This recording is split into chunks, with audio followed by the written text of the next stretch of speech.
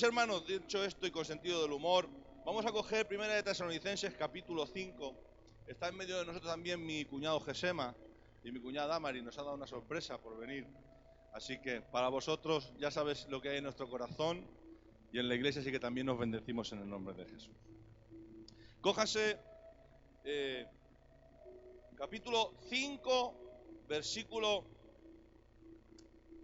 23 y 24. Dice la palabra: en el nombre del Padre, del Hijo y del Espíritu Santo, y el mismo Dios de paz os santifique por completo. Antes de continuar, por favor, mira que tienes al lado y dile: nos conviene la santificación por completo. Y todo vuestro ser, espíritu, alma y cuerpo, sea guardado irreprensible. En otras traducciones viene conservado, pero en Reina Valera viene sea guardado irreprensible para la venida de nuestro Señor Jesucristo. Fiel es el que os llamó, fiel el que se os llama, el cual también lo hará. Amén, amén. ¿Cuántos pueden gritar amén? Toma tu asiento, aleluya. Más una de estos espartanos, gloria a Dios. Aleluya. Santo Dios. Miren, yo quiero hoy predicarles de algo que creo que es necesario.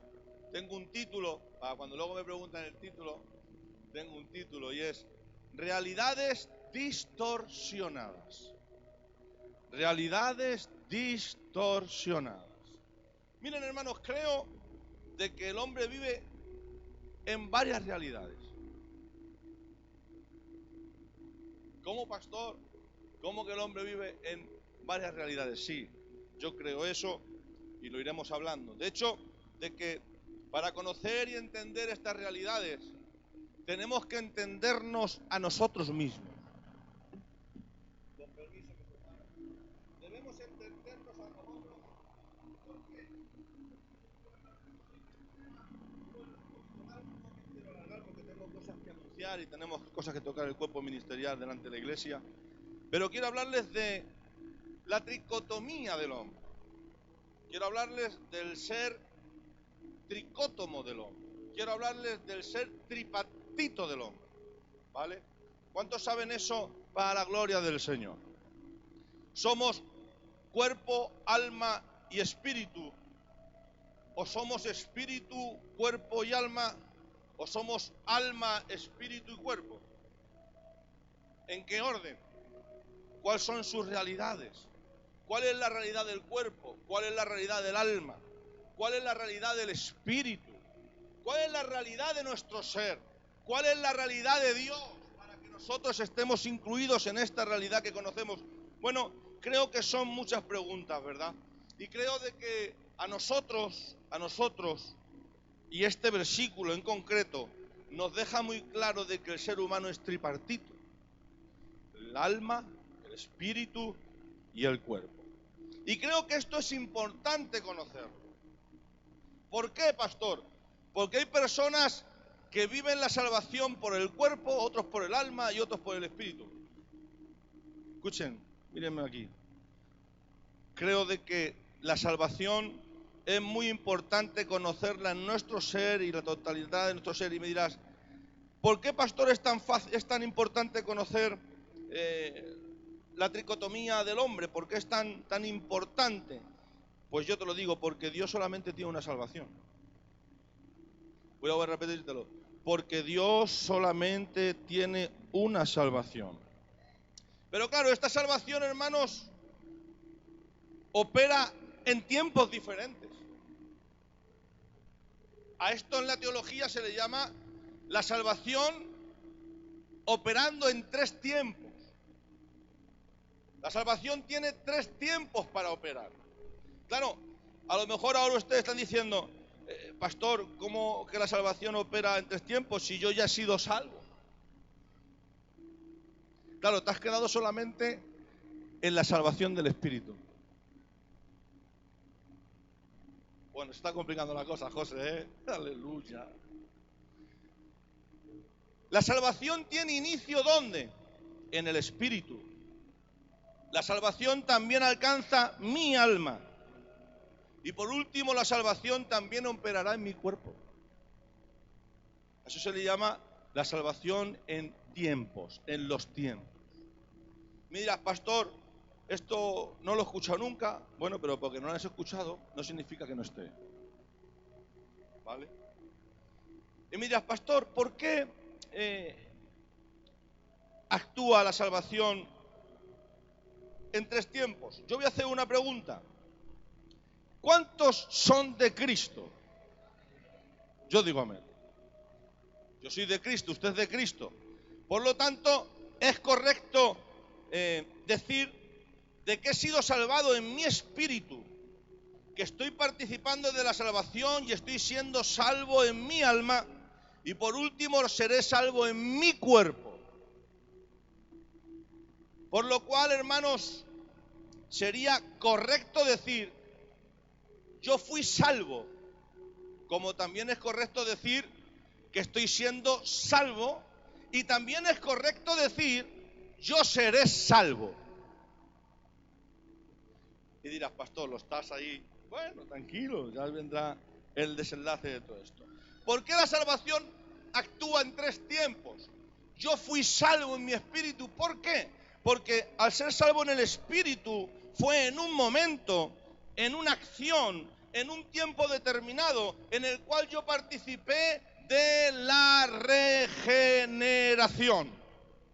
Lo que todo el mundo conocemos como el nuevo nacimiento. Eso es un acto, es un hecho, en un momento, y no se vuelve a repetir, una vez y para la eternidad.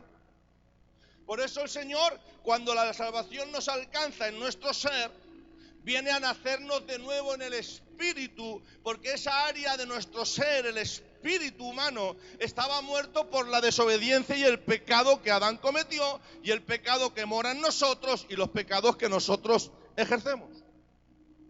¿Cuántos han entendido esto? Pero claro, también podemos decir que estoy siendo salvo en mi alma. Me dirás, pastor, vamos a hacer más preguntas que Mourinho, el por qué. ¿Por qué estoy siendo salvo en mi alma? Porque mi alma, día a día, está participando de un proceso continuo y relativo de transformación en mi alma y en mi mente por el poder de las Escrituras, por el poder de la palabra de Dios. Y claro, cuando nosotros somos transformados, como dice la palabra, esa palabra transformación es metamorfos y significa metamorfosis, donde mi alma quedará en poco tiempo irreconocible. ¿Cómo, pastor? Sí, vamos a ver. Ustedes, voy a poner un ejemplo. Ustedes han visto la oruga que pasa por la metamorfosis, se encapsula y cuando termina el proceso de transformación no sale una oruga, sale una mariposa y no vuelve a ser la misma. Pero hermanos, ¿cuánta gente se convierte y sigue fumando? ¿Cuánta gente se convierte y sigue bebiendo? ¿Cuánta gente se convierte y sigue blasfemando? ¿Y cuánta gente?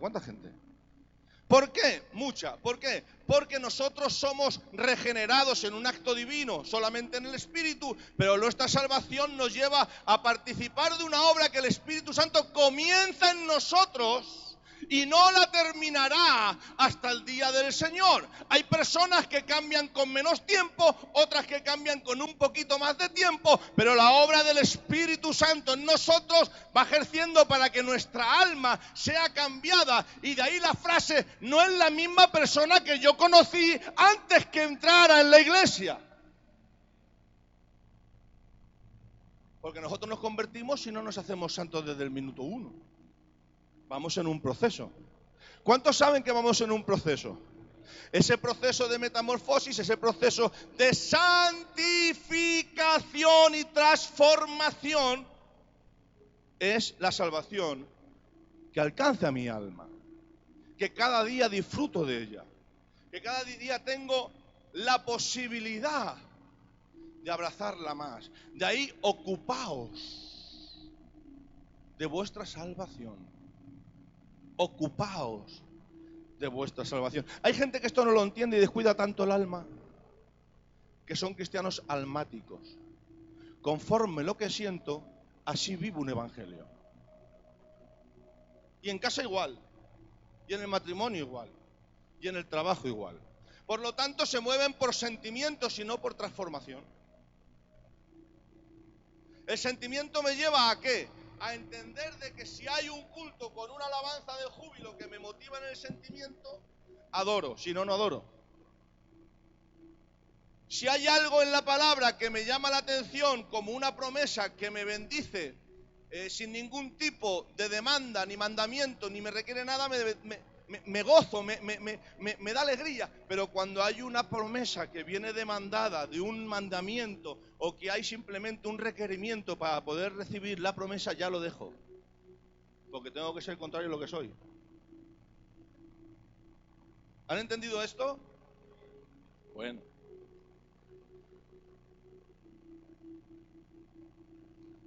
Miren, hermanos, yo creo que el proceso continuo de transformación, de cambio, que nosotros sufrimos como cristianos, la salvación, gracias a Dios, trabaja con nuestra alma, con nosotros. Es un paso, por la verdad, visible, pero ustedes, hermanos, creo que han visto, por lo menos nosotros lo hemos visto, y esto da igual de la nacionalidad que seas, da igual de la cultura que seas, da igual de donde vengas. Cuando viene un recién convertido, tiene la problemática de la lucha de mi carne, mi espíritu. Y el alma es quien procesa esta lucha porque es lo que nosotros somos. Nosotros no somos espíritus vivificantes, somos almas vivientes según Cristo, según Génesis. Y claro, ¿qué es lo que sucede? Que nosotros tenemos que llegar y decirle, no tires la toalla, no te preocupes, que Dios te va a dar fuerza para quitarte, por ejemplo, de fumar y vas a participar del bautismo. No tires la toalla porque hayas cometido 2 errores, sigue hacia adelante porque Dios está trabajando contigo. ¿No te ha pasado a ti? A mí me pasa como pastor con todos ustedes. Escuchen, conmigo mismo ya llego a darme cuenta de lo que está sucediendo en mi alma. Amén. Y por último, la salvación, hermano, alcanza nuestro cuerpo. Y me dirás, pastor, ¿cómo que alcanza nuestro cuerpo? Bueno, creo que ustedes han leído Primera de Tesalonicenses, creo que han leído el capítulo 4, en el cual dice: tampoco queremos, hermanos, que ignoréis acerca de los que duermen, para que no os entristezcáis como los otros que no tienen esperanza, porque si creemos que Jesús murió y resucitó, así también traerá Dios con Jesús a los que durmieron en él, por lo cual os decimos esto en palabra del Señor, que nosotros que vivimos, que habremos quedado hasta la venida del Señor, no predeceremos a los que durmieron. Porque el Señor mismo, con voz de mando, con voz de arcángel, con trompeta de Dios, descenderá del cielo y con los muertos en Cristo resucitarán primeros. Luego nosotros, los que vivimos, los que hayamos quedado, seremos arrebatados juntamente con ellos en las nubes para recibir al Señor en el aire. Y así estaremos siempre con Él. Aquí, hermanos, en estos textos sabemos que en el arrebatamiento a los que hemos quedado y a los que duermen habrá algo que se llama seremos transformados. Y este cuerpo corruptible, este cuerpo carnal será cambiado en algo incorruptible, eterno y santo por una eternidad. Por lo tanto, nosotros también participaremos, hermanos, de la salvación en nuestro cuerpo. Y dirás, pastor, ¿y cuál es la transformación o cuál es la salvación de nuestro cuerpo? Desprendernos de él. Desprendernos de este cuerpo, de esta funda pecaminosa. Porque, hermanos, ¿cuántos saben de que la funda es pecaminosa? ¿Cuántos saben de que el pecado mora en mi carne? ¿Cuántos saben de que la maldad está en mi cuerpo? Hay gente que no le da importancia, es tan espiritual que se olvida del cuerpo y se olvida de la... ¿Están entendiendo esto? Pues ahora, si me dejan con esta introducción, les predico 5 minutos. ¿Me dejan o no? Son las 9. Aleluya. Hermanos, si hablamos de salvación tenemos que hablar lo que nos lleva a no participar de ella. ¿Y qué nos lleva a no participar de la salvación? Miro, todo lo contrario, el pecado. Por lo tanto, la Biblia tiene dos términos en la palabra y enseña el pecado, y habla en singular, y habla de pecados en plural. Ahora tendríamos que decir, ¿qué diferencia hay entre unos y otros? Hermanos, ¿es lo mismo pecado que pecados?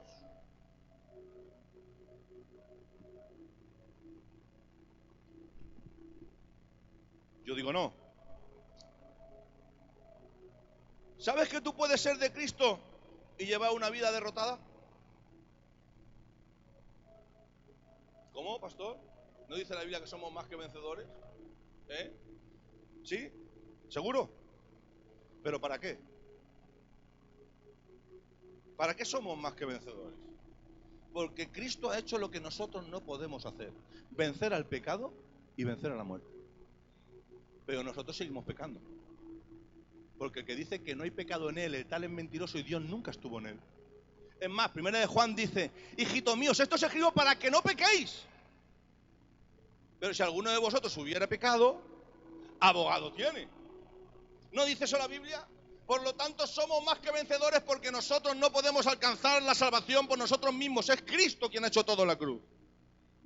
Pero nosotros podemos ser de Cristo y vivir una vida derrotada. Y me dirás, ¿por qué, pastor? ¿Qué diferencia hay entre pecados y pecado? Fácil. El pecado, hermano, pecado en singular, es la fuerza activa, la fuerza del pecado que mora en nosotros. A eso se le llama jamartía.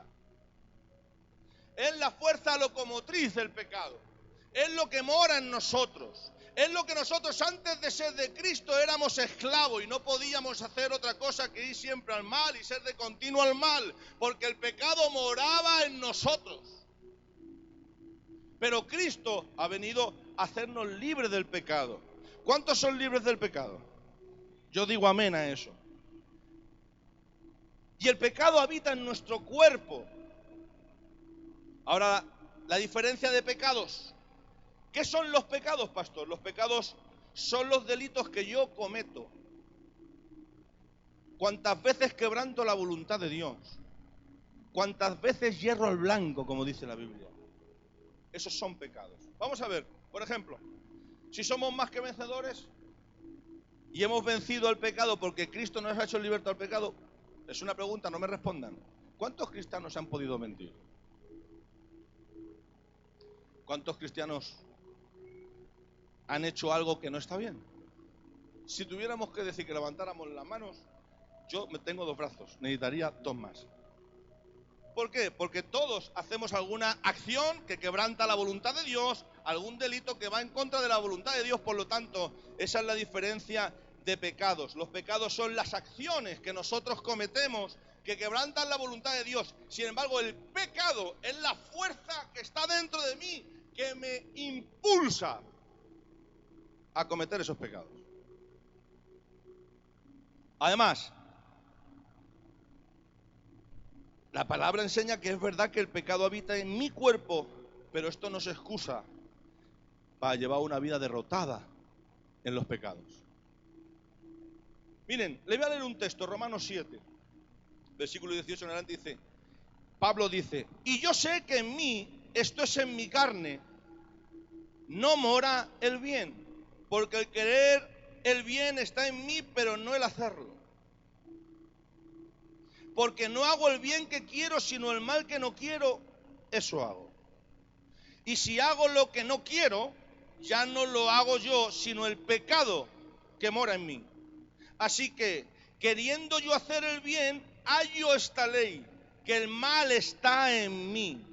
Porque según el hombre interior me deleito en la ley de Dios, pero veo otra ley en mis miembros, que se rebela contra la ley de mi mente, y que me lleva cautivo a la ley del pecado que está en mis miembros. Miserable de mí, ¿quién me librará de este cuerpo de muerte? Gracias doy a Dios por Jesucristo, Señor nuestro. ¿Se dan cuenta cómo la palabra del Señor enseña de que el pecado está en nosotros, que nos lleva a hacer lo que no queremos, Pero ¿quién nos librará de este cuerpo de muerte? Y hay una frase que dice, gracias doy a Dios por Jesucristo, Señor nuestro, que es quien nos liberta del pecado. Miren, en Apocalipsis, en las 7 iglesias, en Éfeso, en Sardis, en Esmirna, en Pérgamo, en Tiatira, en Filadelfia y en Laodicea, hay un texto que dice, al que venciere le daré esto, al que venciere le daré lo otro, al que venciere le daré tal. Habla de una palabra, vencer. ¿Se dan cuenta? Nosotros somos más que vencedores en Cristo Jesús para la salvación, pero en una vida en la cual la carne es contra el espíritu y el espíritu contra la carne, entra algo, hermano, que se llama la batalla contra los pecados que somos responsables, usted y yo. Por lo tanto, hay promesas, hay bendiciones que, hermanos, quiero decirle que no se engañen la fe, no están preparadas para aquellos que viven una vida de derrota. No, Dios no las repartirá para aquellos hermanos que viven una vida de pecados. Hermano, hay una frase en la palabra, al que venciere. Por eso, hermanos, tenemos que entender que Dios es justo. Por eso la palabra del Señor nos dice de que no habrá galardones iguales. Y queremos ser juzgados bajo nuestra propia obra. Yo no seré juzgado por la obra de Miro. Yo seré juzgado por mi propia obra en mi vida. Sea buena o, como dice, o sea mala. Por lo tanto, tenemos que entender, hermanos, de que hay bendiciones que están reservadas a aquellos que viven una vida, escuchen, de luchas, de dificultades, de tribulaciones, pero ellos siguen siendo victoriosos. Bienaventurado el que guarda sus vestiduras sin mancha. ¿Cómo? ¿Qué es la mancha? ¿Qué es la arruga? Delante del hombre lo tapamos, pero delante de Dios todo está apuntado. Así que damos gracias al Señor de que podemos tener privilegios por estar peleando esta batalla y salir victoriosos. Amén.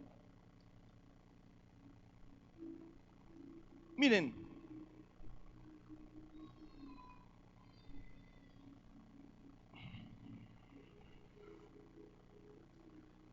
el cuerpo.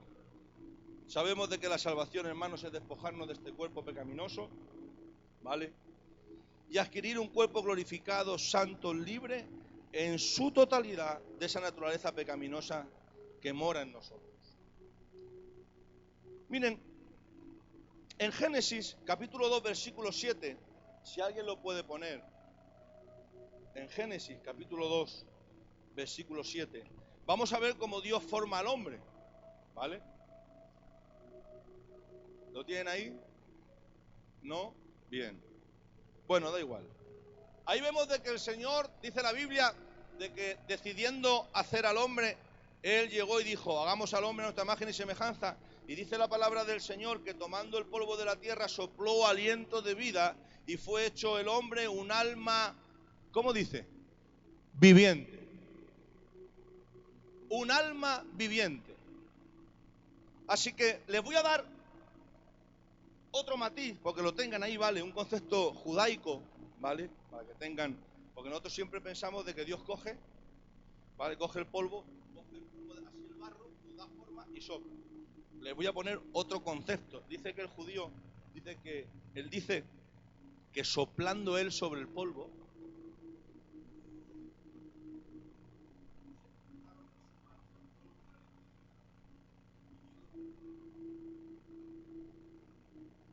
y dice que formándose con dos elementos, el polvo de la tierra y aliento de vida, vino a dar el alma vivificante. ¿Están ahí? ¿Seguro? ¿Cuántos pueden gritar gloria a Dios? Por lo tanto, el hombre no fue hecho espíritu viviente, sino alma viviente. En la Biblia usted no va a encontrar ningún texto desde Génesis hasta Apocalipsis que diga que el hombre es espíritu viviente. Ninguno.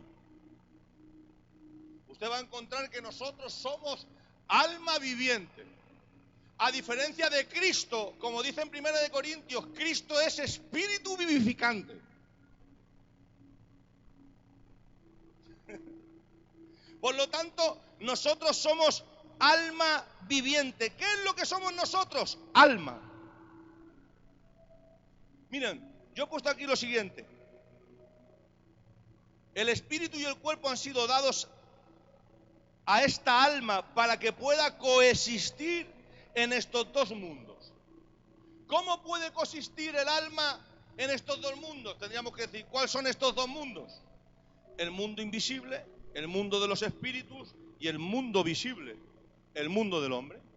Por lo tanto, se le da cuerpo y el alma puede tomar el cuerpo y el alma tiene el espíritu para que pueda coexistir, porque es la única criatura en el universo que puede tener comunión tanto con el mundo físico, visible, humano, con el mundo no visible y espiritual. Yo digo eso, amén. ¿Están serios? Yo digo eso, aleluya. Miren, una pregunta que les voy a hacer. ¿Dios qué es? ¿Físico, alma o espíritu? ¿Qué dice Juan 4:4? Dios es espíritu. ¿No dice eso Juan 4:4? Dios es espíritu. Miren, acompáñenme a Job capítulo 32, versículo 8. Vamos a leer un texto, hermanos, que les va a hacer bien.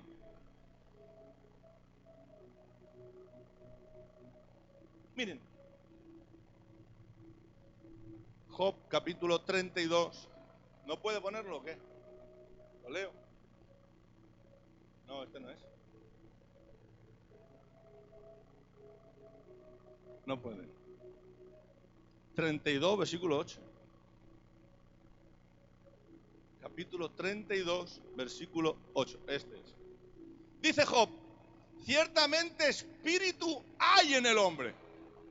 No dice espíritu es el hombre. ¿Se dan cuenta? Como la Biblia lo enseña.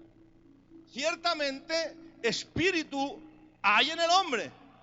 Y el soplo del Omnipotente le hace que entienda. ¿Se dan cuenta cómo se refleja un poquito cómo creó Dios al hombre?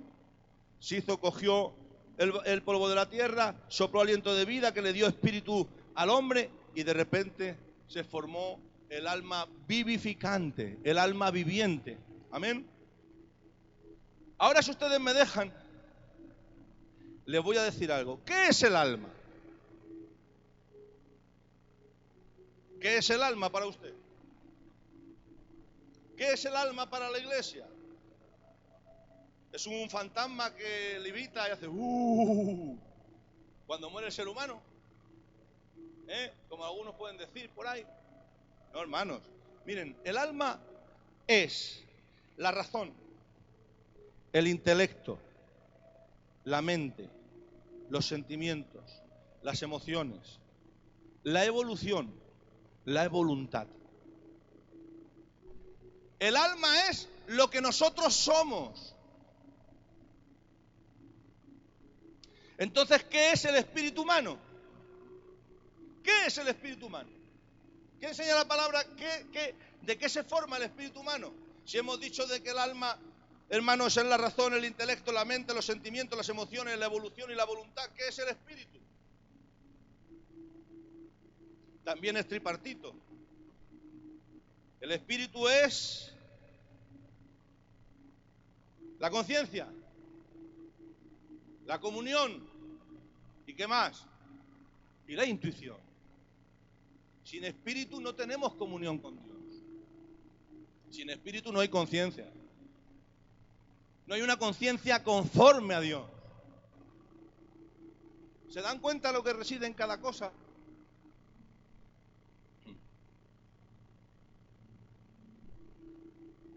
Vamos a poner Job capítulo 33, versículo 4.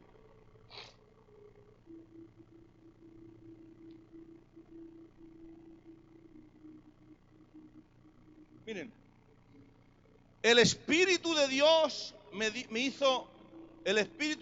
hizo y sopló y el soplo del Omnipotente me dio vida. Voy a repetirlo. El Espíritu de Dios me hizo y el soplo del Omnipotente me dio vida. Miren, hermanos, Dios crea materia. ¿Quién sabe esto? Por eso dice, y en el principio creó Dios los cielos y la tierra. De la nada creó Dios los cielos de la tierra. Porque Dios crea materia. Pero hermanos, Dios es espíritu y Dios lo que hace es generar espíritus. No puede haber vida si no fuera de Él. Nada se puede crear con vida si no es por medio de Él. Es más, no hay vida conocida si no es por Él. ¿Quién entiende esto? Sé que es un poquito complicado lo que estamos dando, pero es bueno que lo conozcamos. Miren, en Hebreos 11:3, fíjese lo que dice del hombre. Dice, por la fe entendemos haber sido constituidos el universo por la palabra de Dios. De modo que lo que se ve fue hecho de ¿qué? ¿Cómo? Es decir, que lo que se ve fue hecho de lo que no se ve. Hermanos, tenemos un concepto en la iglesia que damos más importancia a lo que se ve y desvalorizamos lo que no se ve. Por eso nos cuesta vivir de rodillas. Por eso nos cuesta leer. Por eso nos cuesta ayunar. Porque entendemos que como lo que hacemos es para algo que no se ve, lo desvalorizamos y damos prioridad a aquello que se ve sin entender que lo que se ve fue hecho de lo que no se veía. Por lo tanto, voy a decirte algo. Es que, pastor, puede ser que algo no se vea y no exista. Por favor, vamos a hacer un ejercicio. Háganlo conmigo. Vamos a respirar hondo. 1, 2, 3. No lo ves, pero existe. El oxígeno que acaba de entrar en tus pulmones, no lo ves, pero existe. Y escuchen, ese oxígeno que usted ha respirado es más importante que sus pulmones, que pueden partirlo por la mitad y enseñarlo. Por lo tanto, tenemos que dar más importancia a lo que no se ve, más importancia que a lo que no se ve. Por eso la palabra del Señor enseña, no os preocupéis por los que pueden matar el cuerpo. ¿Qué se ve? Preocuparos de aquel que puede matar el alma y el cuerpo en el infierno. Porque nuestra salvación por todo nuestro ser, cuerpo, alma y espíritu, tiene que tener una prioridad en la salvación. Y es que lo que no veo de mí, mi alma y mi espíritu, es más importante que los placeres y deleites de mi cuerpo. Es más importante que aquello que veo. Es más importante que aquello que palpo. Porque es más importante lo que soy por dentro que lo que vivo y soy por fuera. Yo pensaba que iban a decir gloria a Dios. Si usted tiene un alma es porque Dios se lo ha dado. Si usted tiene un espíritu es porque Dios se lo ha dado. ¿Cuántos han entendido esto? Griten amén. Aleluya. Miren, ¿saben de que Dios es espíritu? ¿Y saben de que Dios es eterno? Ay, Padre, yo pensaba, digan algo, por favor, de Cristo. Dios es eterno. Aleluya. Dios es eterno. Y no es una pregunta, es una afirmación. Dios es eterno. Nuestro Dios se agrada más de las cosas eternas que de las cosas temporales, pasajeras. Amén. Miren, fuimos creados mortales. Ustedes y yo hemos sido creados mortales, pero no hemos sido creados para morir. Es curioso esto. Irena? No sé qué Irena le gusta estas palabras entrevesadas. Es curioso que nosotros, cada uno de los que estamos aquí, hemos sido creados mortales, pero no hemos sido creados para morir. ¡Qué curioso! Miren, les voy a poner un ejemplo para que ustedes lo entiendan. Les voy a meter ahora, escúchenme, si me expreso mal, discúlpenme, porque es algo difícil, soy torpe, pero les voy a intentar explicar algo que yo creo que les va a hacer entender la importancia que tiene nuestra salvación. Miren, si ustedes se van a Génesis, hermano, y y ustedes se hicieran las preguntas como los niños hacen, cuando tú lees el Génesis, en la escuela dominical, todos te preguntan, vamos a ver, si Dios sabe todas las cosas y Dios le dan todos los árboles, ¿por qué pone ese maldito árbol en el medio? Quitando ese árbol, se acabó el problema.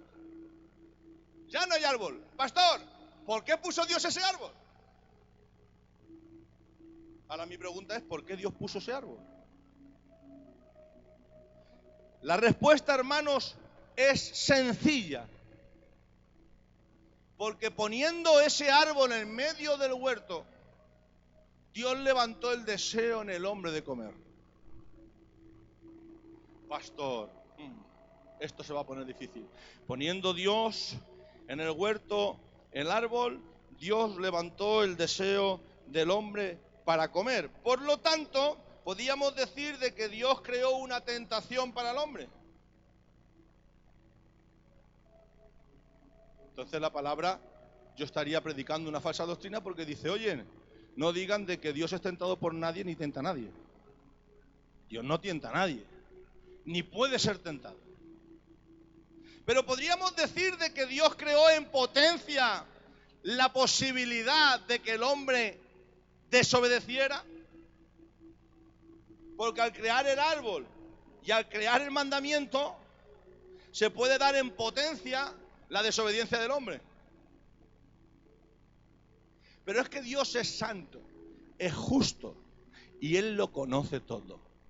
Y al igual que sabe de que se puede dar la posibilidad de que el hombre coma, Daniel, también sabe de que el hombre puede retener sus deseos y no comer.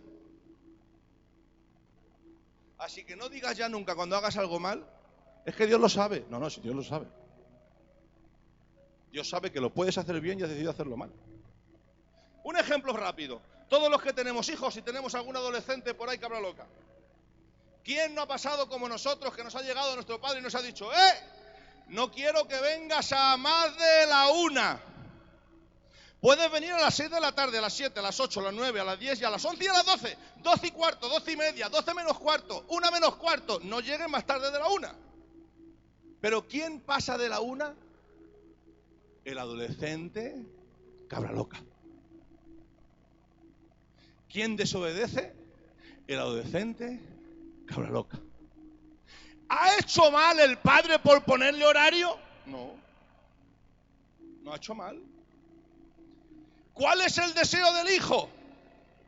No discutir con el padre, pero su deseo le llevó a pasar de la 1, por lo tanto el padre lo disciplina. ¿Están entendiendo este ejemplo? ¿Lo están entendiendo o no lo están entendiendo? Miren, otro ejemplo que les voy a decir. Es más, Dios, creando ese mandamiento y poniendo ese árbol en medio del huerto, jamás trajo ningún pecado a la realidad. La realidad no trajo Dios ningún pecado. ¿Quién trajo el pecado a la realidad? El hombre. Y por el pecado de Adán entró la muerte. ¿Y entró la muerte a quién? A todos. Porque Adán trajo el pecado a la realidad. No fue Dios quien lo trajo a la realidad. Es más, Dios no creó ningún pecado. Fue el hombre quien pecó. Fue el hombre quien desobedeció. Miren, además, para que vean de que el deseo, hermanos, es algo muy importante. ¿Quién sabe el ejemplo de Caín y de Abel? ¿Quién lo conoce? Todos conocemos, algunos no, ya te lo digo yo. Ya te lo digo yo. Resulta de que Caín y Abel hacen un sacrificio, Adolfo, y Abel pone un cordero, lo sacrifica al Señor y el Señor se agrada, y Caín pone, pues bueno, un gazpacho, unos pocos pepinos, unas pocas lechugas, un par de cebolla, y Dios no se agrada de ello, ¿vale? Y dice la palabra del Señor que su semblante decae. Y como Dios conoce los corazones y la mente y nos escudriña desde la coronilla hasta los puntas de los dedos de los pies, tiene una conversación con Caín. Y le dice lo siguiente: y Jehová dijo a Caín, ¿por qué te has ensañado y por qué ha decaído tu semblante? Si bien hicieres, no serás enaltecido, y si no hicieres bien, el pecado está a la puerta. Con todo esto, a ti te será su deseo y tú te enseñorearás de él. El deseo de Caín ya estaba puesto en su corazón de matar a Abel. Y Dios le está diciendo, oye Caín, tu deseo, tu pecado, está a las puertas. Pero si hicieres bien, serás enaltecido. Pero si hicieres mal, ¿se dan cuenta cómo el deseo puede ser retenido o no? ¿Y saben lo que hizo Caín? Le dijo, a ver, vente conmigo a dar un paseíto. Vamos a hablar. Y saben la historia. Miren cómo dice traducción lenguaje actual. Denle en agua, por favor. ¿Le pasa algo, hermano? ¿Está bien, Jesús? ¿Seguimos? Continuamos. Mire cómo dice traducción lenguaje actual. Me quedan, de verdad, se lo prometo, 7 minutos. Entonces Dios le preguntó a Caín, ¿por qué estás tan triste y enojado? Si haces lo correcto, siempre te aceptaré con agrado. Pero si haces lo malo, el pecado está listo para atacarte como un león. No te dejes dominar por él. Hermano, ¿cómo podemos vivir vidas con realidades contrarias a Dios? ¿Cómo podemos vivir vidas pensando que son vidas espirituales si no caminan en lo que Dios demanda de nosotros?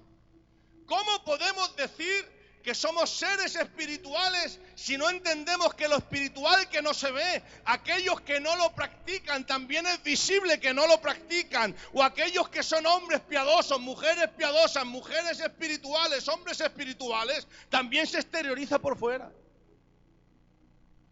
Es visible, hermano. Mire, el otro día dijo una cosa un hermano que se llama Senda, que es pastor, y puso una cosa en Facebook que lo tomo y dijo esta frase: hemos bajado tanto el nivel del grano, el nivel de calidad del grano, que la cizaña se siente a gusto. Eso lo dijo un hermano en Cristo. Hemos bajado tanto el nivel de la realidad espiritual del evangelio que aún la cizaña se siente bien en medio del trigo. Y hermanos, la palabra del Señor enseña que cuando la luz viene a las tinieblas, cuando la luz viene a los hombres, o una de dos, o aceptan la luz o se retiran a esconderse en ella. Amén.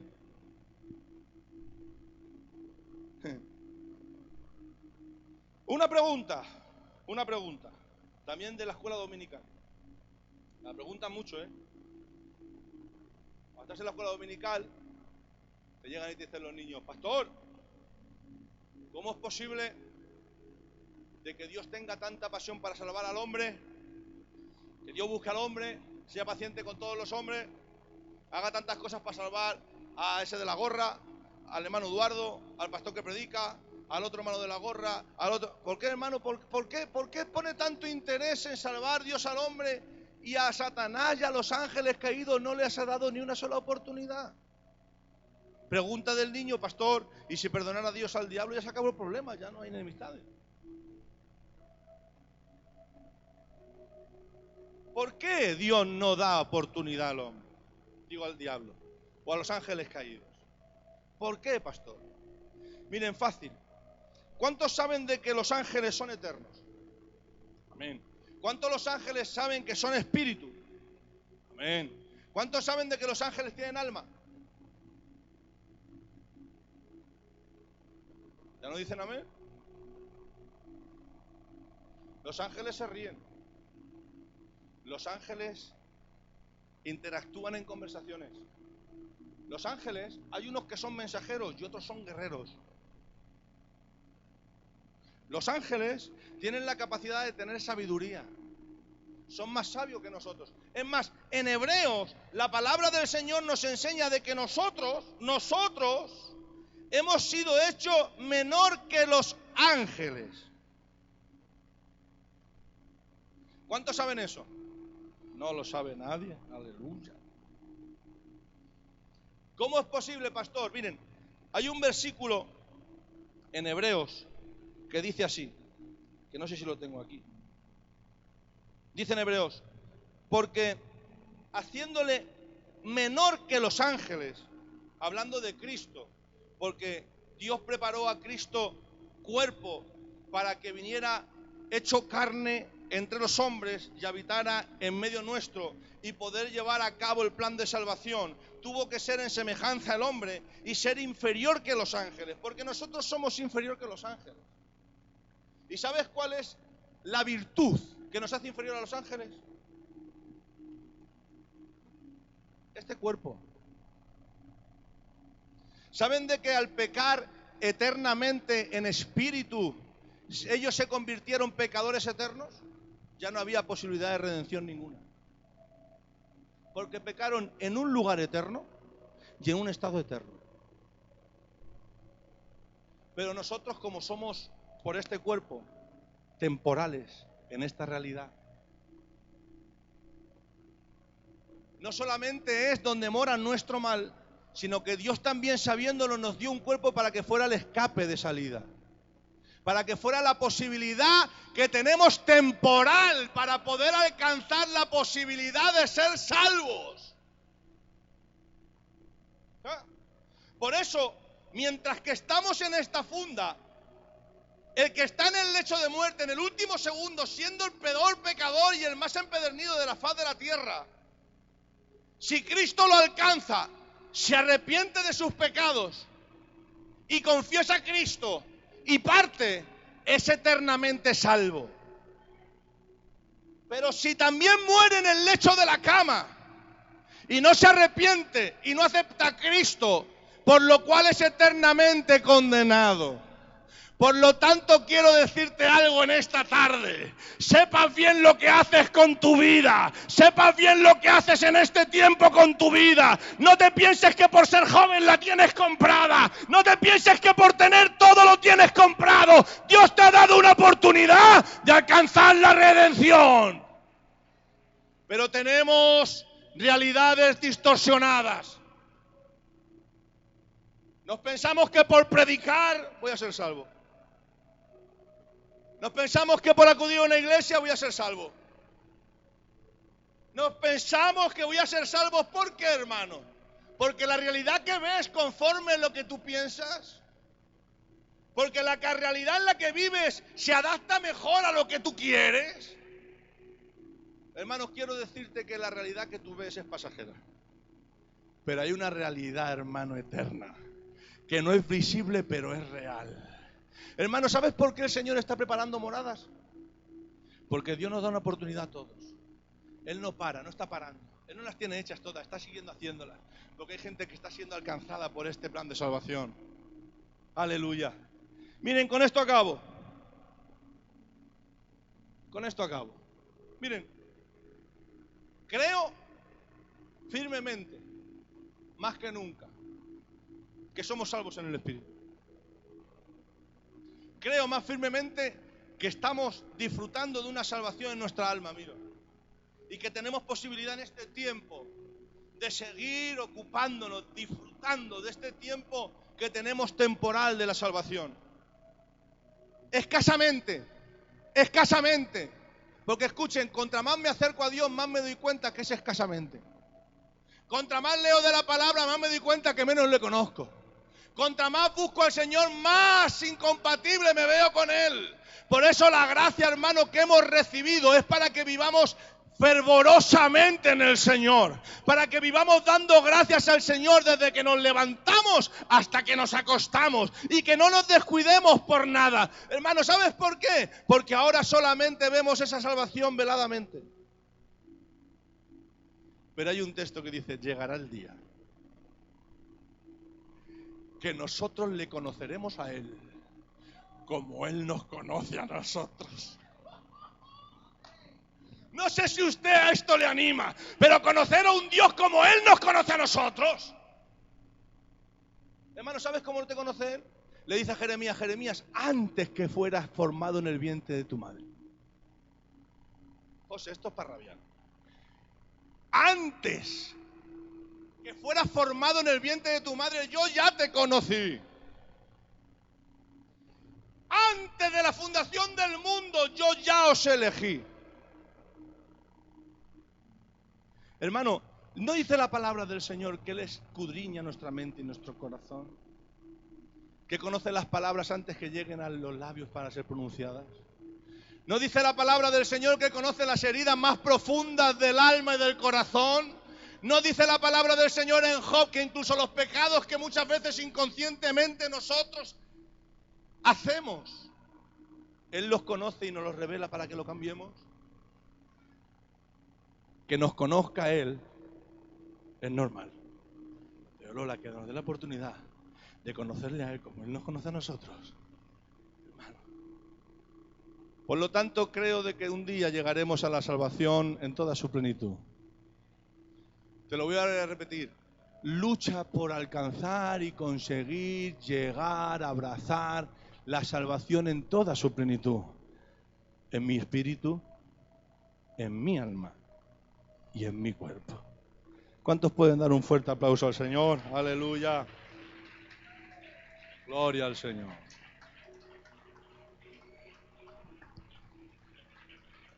Santo es Dios.